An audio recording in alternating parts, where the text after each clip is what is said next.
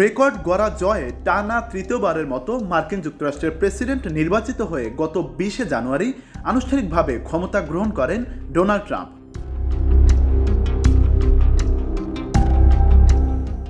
White হাউসের মসনদে বসার পরই একের পর এক কড়া সিদ্ধান্ত নিচ্ছেন তিনি, আর তারই এক সিদ্ধান্তের কারণে ঝামেলায় পড়ে গেছেন সে দেশে থাকা বহু মানুষ।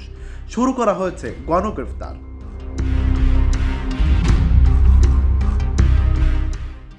ভোটের প্রচারেই অবৈধ অভিবাসীদের বিরুদ্ধে কড়া ব্যবস্থা নেওয়ার প্রতিশ্রুতি দিয়েছিলেন ডোনাল্ড ট্রাম্প, আর প্রেসিডেন্টের দায়িত্ব নেওয়ার পরে নিজের কথা বাস্তবায়নে তৎপর হয়ে উঠেছেন তিনি।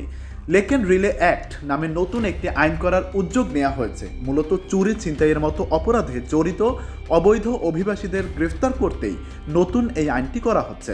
ট্রাম্পের শপথ গ্রহণের কয়েক ঘন্টার মধ্যেই আমেরিকার সিনেটে এ সংক্রান্ত বিল পাশ হয়ে গেছে। এই বিলটি আইনে পরিণত হলে অভিযুক্ত অভিবাসীদের আটক করতে পারবে আমেরিকার প্রশাসন।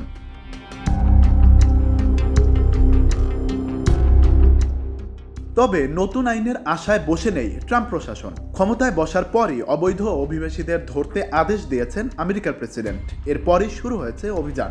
কয়েক ঘন্টার মধ্যে গ্রেফতার করা হয়েছে 500-রও বেশি অবৈধ অভিবাসীকে। শুরু হয়েছে তাদের দেশে ফেরানোর প্রক্রিয়াও।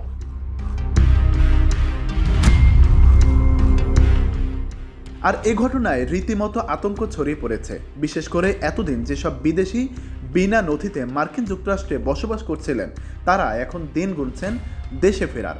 অভিযানের শুরুতেই ধরে ফেলা হয়েছে 538 জনকে। তাদের সবাই নানা অপরাধে জড়িত বলে ট্রাম্প প্রশাসনের পক্ষ থেকে জানানো হয়েছে।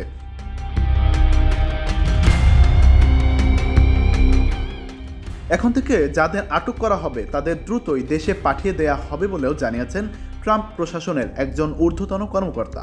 প্রয়োজনে মার্কিন সামরিক বিমানে করে পাঠানো হবে।